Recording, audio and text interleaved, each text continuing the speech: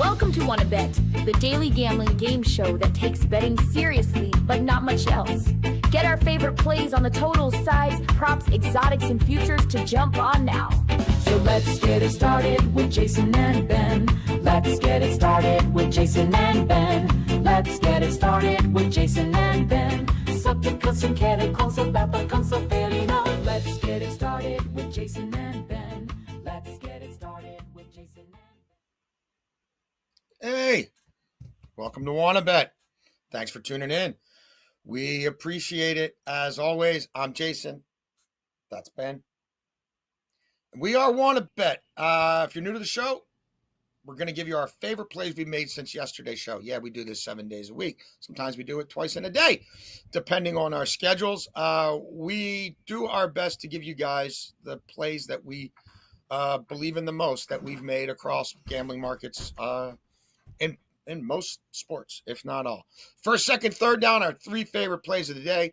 Fourth and short, ways to get you paid quickly in some of these games, matches, so you don't have to sit through all of them to know where you stand with your bankroll. Overtime, it's football and football season. And we have soccer or football parlays for you. A lot of times more than one.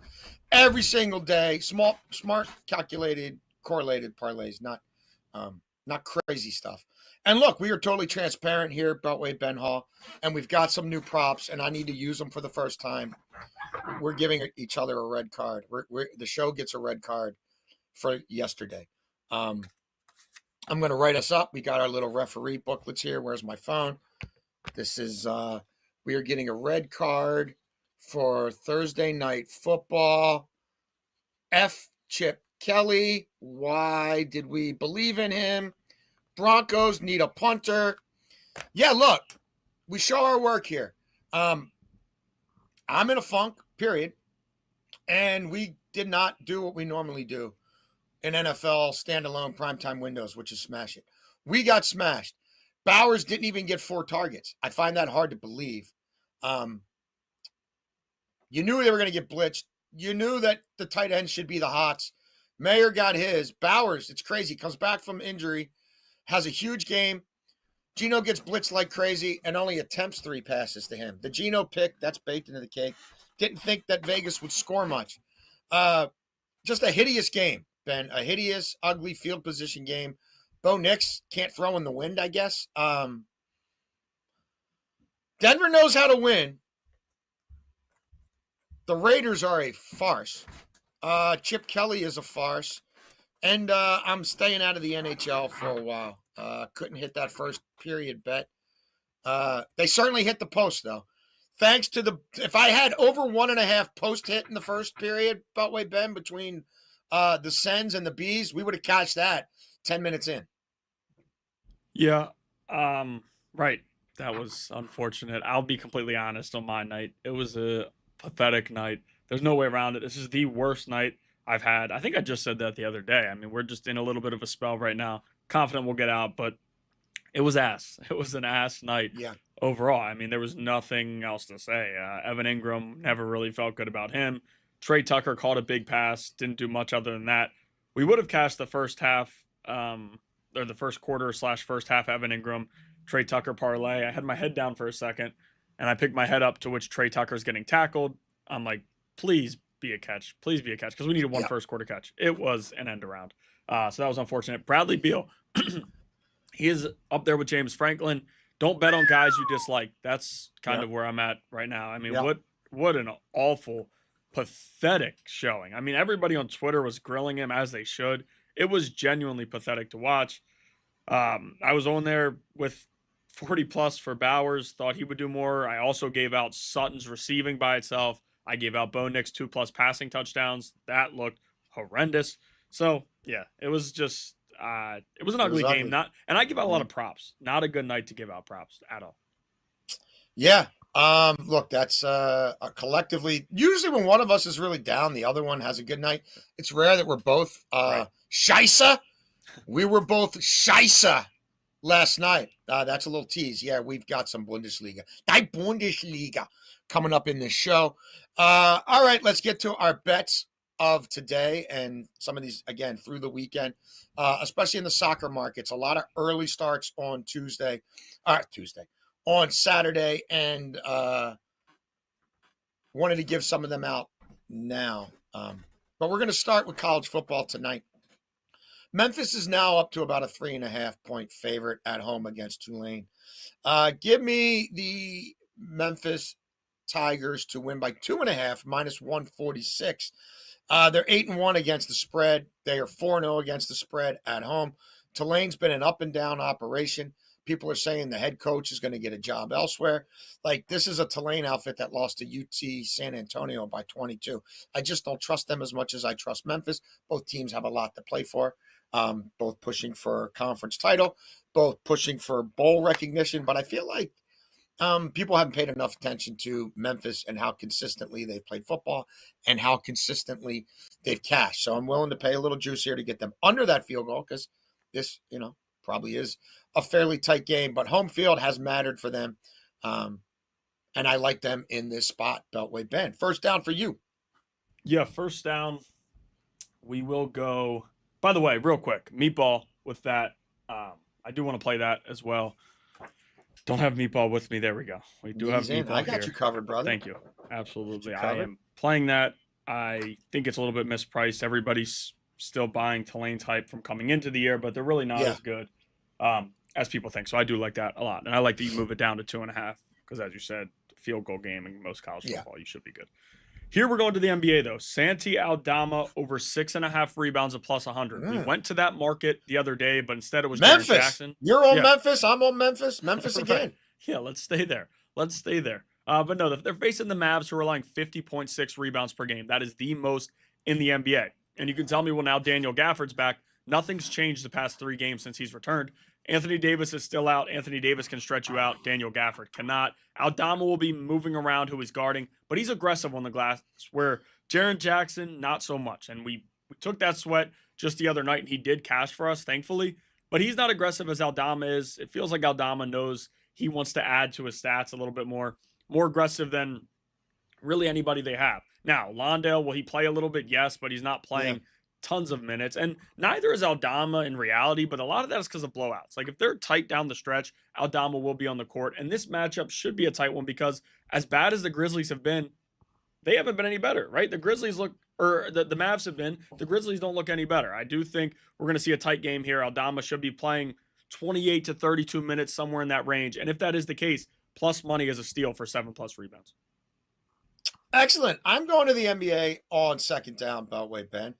Little 3-leg parlay here. Give us the Cavs to score at least 120 against the lowly Wizards. Give us OKC to win by 7. So that spread, and look, we jumped it in the Super Discord a couple days ago, I think. It opened at around -8. That thing's north of 11 now. We're going to play OKC against Sacramento, -6.5. And the Pistons, another spread that's getting really big against the woeful Nets. We'll take the Pistons down to 6.5. That'll get you plus 166. Look, the Cavs team total is now almost up to 128, Ben. And I understand why it's there, because the Wizards are allowing 128 per game.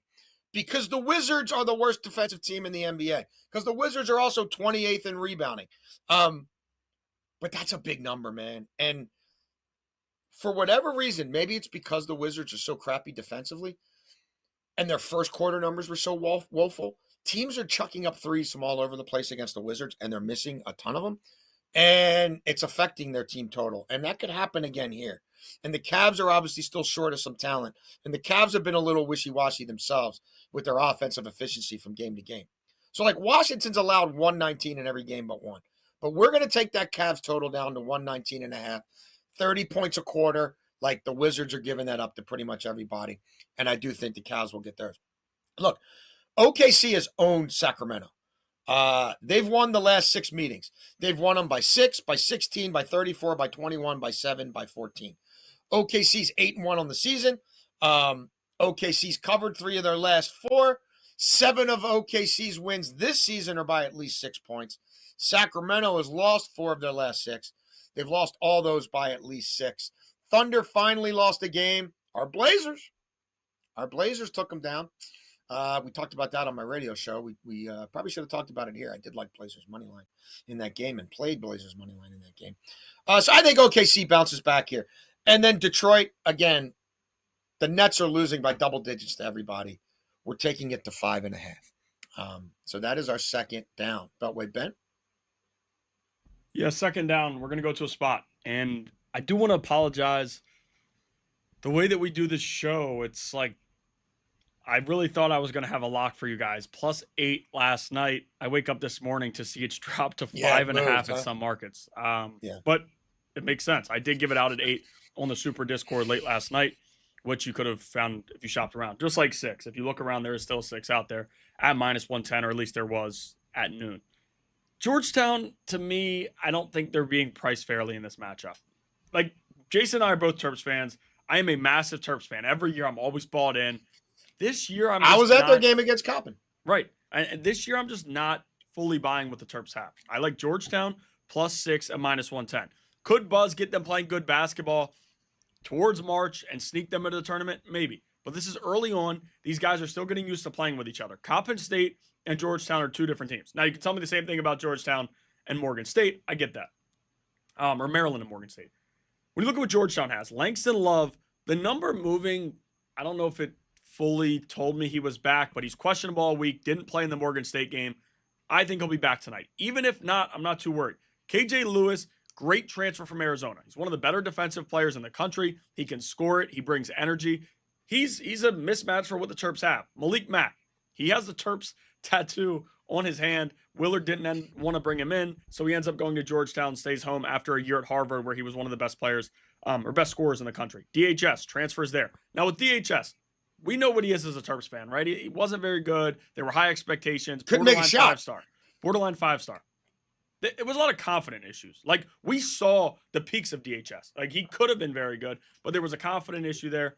Now, all of a sudden, he's in Georgetown. He's kind of acknowledged what's going on there. I do trust him. It's the first home game for the Terps. I know it's a gold rush, and the fans are going to get to Georgetown. It's a great student section always, but at the same time, this is all of these guys' first time playing there. Like, none of these Terps players have ever played there except for a walk-on, which they're not. And remember last year, as great as that team was, Crab 5, right, one of the most efficient starting fives in all of college basketball, the highest-scoring starting 5 in all of college basketball. They talked after that first game like, whoa, that's an adrenaline rush. 20,000 people, that student section. Like, it got them off their game early. And that was obviously a team that had a lot more synergy and cohesion than this one. No, yeah. Absolutely. It's going to be a different type of atmosphere. It'll be interesting to see how the game goes, but I still think at this 6-point margin, I think it's just too much. I mean, this could be a final possession game. I actually leaned Georgetown to win outright. Early in the week, I thought they were going to be favorite. I was completely wrong. Terps opened as 8-point favorite. So I do like Georgetown to cover the 6 here. And I lean them to win, but with where we're at right now, I'm not throwing anything on that. So, well, I am betting it, but I'm not giving it out here. So Georgetown +6, -110. All right, Beltway Ben. Third down. I got 2 NFL parlays here. Start with this Bills-Dolphins game, which I think is going to be a beatdown bloodbath. It always is when they play. It's just the reality. Give me Josh Allen to throw at least 2 passing touchdowns. Give me the Bills to score at least 28 points.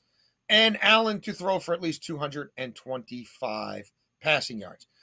He's 14-2 in his career as Josh Allen. He averages himself, personally, 312 net yards per game over a whole season sample size, right? But 16 career games against these guys. It's a lot. And they just played a few weeks back, and all these hallmarks hit in that game. He threw for 3 touchdowns in the first game, 22 of 28. Miami has ripped their defense apart even more since then. Between injuries, between guys falling out of favor, and between trades, it's a lesser defense. Now, like, Miami's allowing an opposer passer rating of 114.4. That's worse than the NFL. 74% completions. Worst. Almost 8 yards per attempt. I know Buffalo doesn't get a lot of chunk yards. I bet they get some downfield here. So that checks a lot of boxes for me. I mentioned the 16 career games against Buffalo and against Miami. In 15 of those, Allen's thrown for at least 2 passing touchdowns. He's thrown for 3 or more in 8 of those, including, again, the earlier meeting this year. Buffalo scored 28 or more in 6 of their last 8, and Miami is hemorrhaging points and gave up 30 to these guys last time out. This time of year, Miami doesn't have the extreme heat and conditions if you played them in September. We're now pushing into mid-November. So that's where we are on that one, plus 164. We also like Jared Goff to throw at least 2 touchdown passes. We like the Lions to score at least 28 points against Washington. And I'm on Ross St. Brown to have 70 yards receiving in that game. Detroit scoring 30 a game. Detroit's coming off their worst letdown and biggest poop their pants game, maybe since Dan Campbell turned them around, and they got good. They're facing a wounded Washington team that can't stop anybody right now, that has a scheme that's being exposed every week, that doesn't have pass rushers, and they can't cover people downfield. That's an ugly combination. 110.7 opposer passer rating against Washington, 30th. 18 passing touchdowns allowed to just 5 picks, over 8.5 yards per reception, dead last in the NFL. A fully healthy Lions team, except for maybe the offensive line a little bit, but I don't think Washington can expose them. Like Jared Goff always throws for at least 1 a game, right? He's done that in 14 straight games. He's averaging 2.1 passing touchdowns per game for the season. And Amon-Ra St. Brown is over this number in 4 of his last 5. Also, he's got a skill set a little bit like JSN. And you watch that Washington team, nobody could handle JSN. You sit back and play zone against him, he's going to run around underneath and get his. Amon-Ra St. Brown is going to do the same thing against that defense. So Goff 2 passing touchdowns or more. Lions to score 28 points, which they average well over that. Amon-Ra St. Brown, 70 receiving yards, plus 178. Third down, Betway man. Going back to college basketball here for third down, and this is going to be Saturday. I did want to give it out now. I know we're going to be live early tomorrow, but I don't want the line to move anywhere. Yeah. I already kind of got burned by the Terps a little bit on the show, so we're just going to give out St. John's at minus 5.5 right now. Rick Pitino is back at the Garden. Everybody should be excited. It's going to be fun to watch. You know he'll be wearing the suit, and everything will be exciting to watch with him. This team is strides ahead of where Alabama is. I can't believe looking at this, the spreads here. And it's because Alabama coming into the year, as always, under Nate Oates, there's going to be some hype. You understand that. But let's look at what they've done defensively. 81.3 points per game they allowed last season. That was dead last among the Power 5 in college basketball. 81.2 the year before. The difference was they could keep up and they could score. Yeah. Now, you bring back Philon, who could have went to the NBA. He was probably a borderline late first round, early second round draft pick. But now he's back and he's going to score. I mean, he's going to probably average close to 25 points per game. Outside of him, it's a lot of youth and inexperienced guys, and I just don't buy what they have. And you're going to face a St. John's team who's always going to be one of the better defenses in the country under Pitino. They're going to be hyped to play at MSG. They have guys who are from the area. Ian Jackson was at UNC last year. He was a true freshman. He's played in the big games, and he's also from New York City, so he knows what it's like here. Now they have Mitchell from Cincinnati. He also played at Texas. He's played a number of big games. Ejiofor, who was one of the better bigs in that conference last year in the Big East. He is back. He's going to be probably Big East first team and all of those good things. Sannon, transfer from Arizona State. He was very good his freshman year. Bryce Hopkins is healthy. Another guy from the area, has played in the area, and he's transferred around. Last year, he wasn't fully healthy. Now they get him to 100%. He looked good in the first night. I can't believe this number's 5.5 with the lineup that they have and how deep they are with experience and skill compared to Alabama, who to me, it's still a question mark. And as I said before, Nate Oates is the coach. They're probably going to try to play fast. They're not going to play much defense, but I don't think they have the dogs to beat St. John's, let alone keep it close. Like I really think this will be a double-digit win for St. John's, and we could be talking pretty down on Alabama moving forward. Excellent. Fourth and short, we are going to drill down on a 10 a.m. kickoff in the Premiership. Bangers and mash. That's a terrible accent. Bangers and mash. I'm going to quit one behind.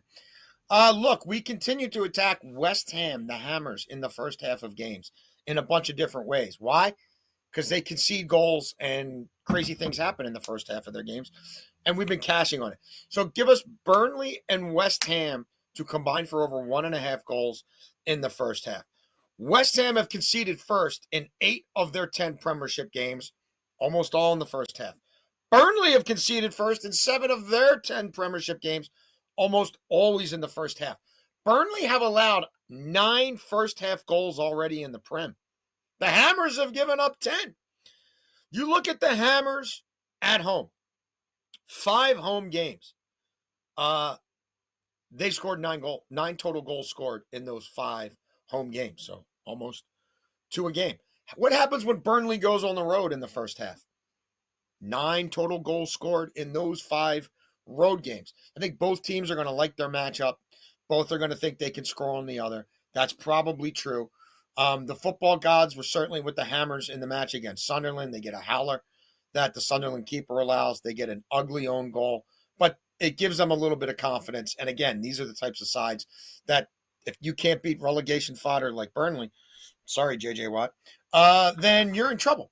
And likewise for Burnley. So to that end, we also like both teams to score in the first half. That will net you plus 375. We're going to do a little choppy, RIP. Always kiss choppy. That'll be a half unit play on both teams to score in the first half, plus 375. Let's get a goal in the first 15, 20 minutes of that one, which again is not off script for these two teams.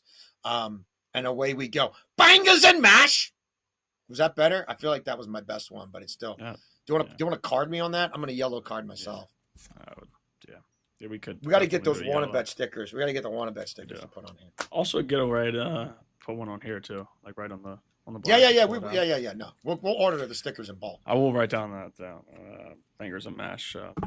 Got to work on that. Yeah, write that down in your official's book. No more bangers and mash for me. Well, I'm allowed to do it. I just have to do it. You better. just have to. You got to get better. Right? I've got to improve on it. I will work on that. Yeah. Okay. Good. Yes. I'll put the time in. Yeah. Off camera.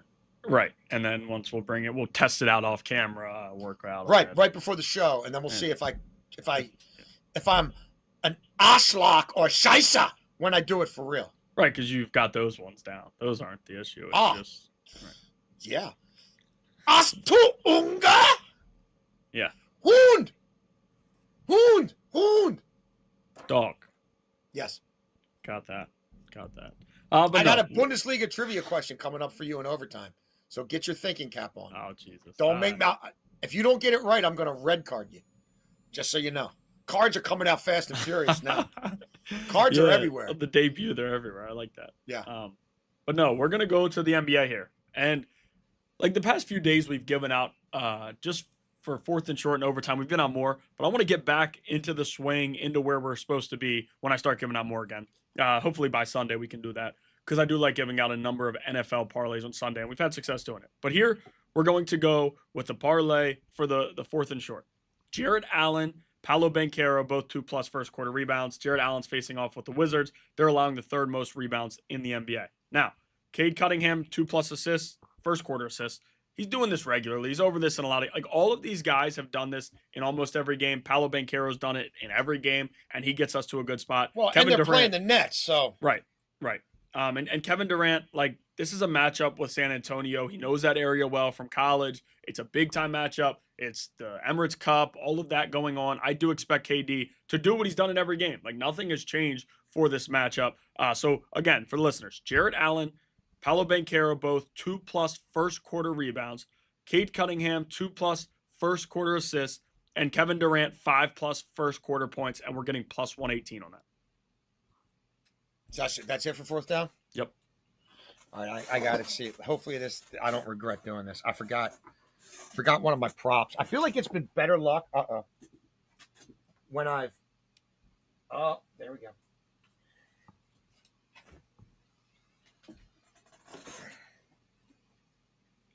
I'm my own prop guy. Can you still hear me? Oh, yeah. Okay, good. I just got to reattach. I thought your hearing aid fell out. I feel like when I wear the Bayern Munich jersey it's been maybe lesser luck than when I hold it up.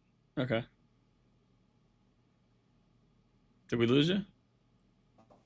Just a couple. Oh, what happened? You're back. We're back? For a second. I'm back? Yeah, you're right. You lost me for a second. Here we go. The mighty Bayern Munich. Got 2 overtime parlays for Bayern, who play at 9:30 in the morning. For the second one, I want you to double check the lineups, the confirmed lineups. But we'll start with the first one. It's just simple. If you watch this show, it's been almost cookie cutter. Bayern to win the first half and the full game, and Bayern to score at least 3 goals. They're playing Union Berlin. Union Berlin is a mid-table side. Union Berlin, Beltway Ben, have only scored in 1 of their last 5 Bundesliga matches. They did put up a 3 spot in that game. Can you guess which relegation fodder, Scheisse, Bundesliga side they scored the 3 goals against? Beltway Ben. Mönchengladbach.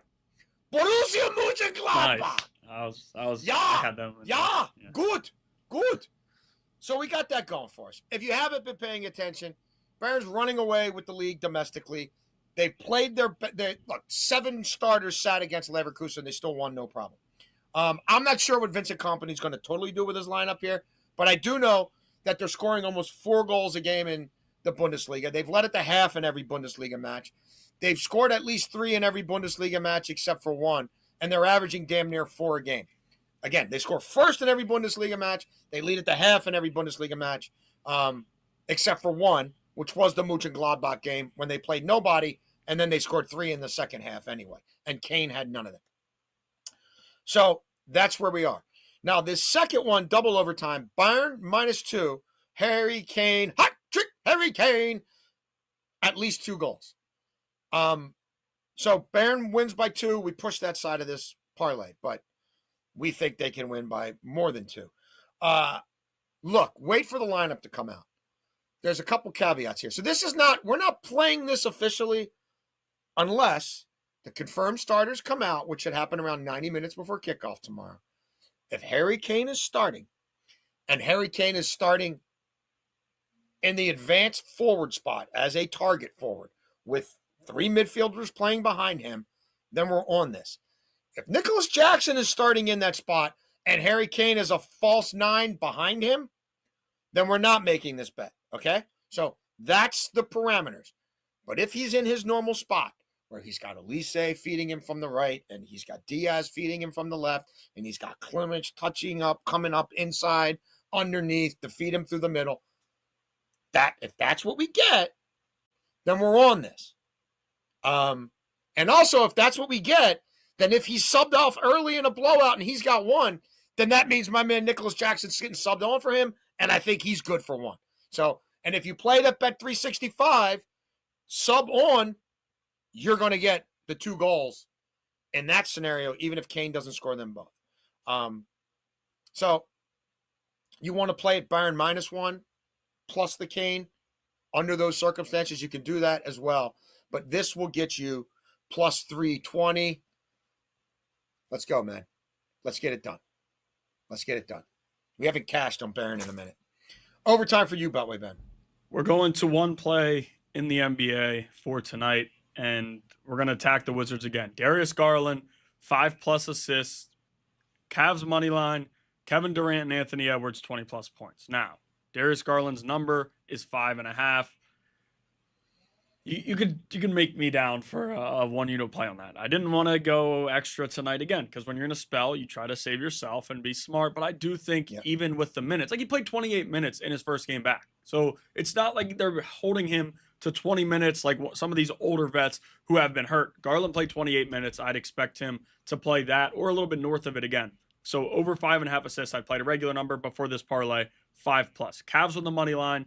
It's the Emirates Cup game. The Wizards are trash. They might win the first half, and they're down 10. You might be a little worried. Never be worried. They're tanking. They want to pick. The Cavs will be right back in this game if they are losing. Quite honestly, it could be a blowout. But even if it is a blowout like we're talking about with Garland, why not keep him out there to get him loose again and hold him out there a little longer, which we've seen NBA coaches do. Kevin Durant, 20+ points. I talked about it earlier. He's only went under this in 2 games, and both were blowouts. I don't expect a Spurs game, a matchup like this with the Cup and everything going on in that area where he was in college. Like, I don't expect this to be a quiet night for Kevin Durant. I think he comes out early and gets it going. And then Anthony Edwards, 20+ points.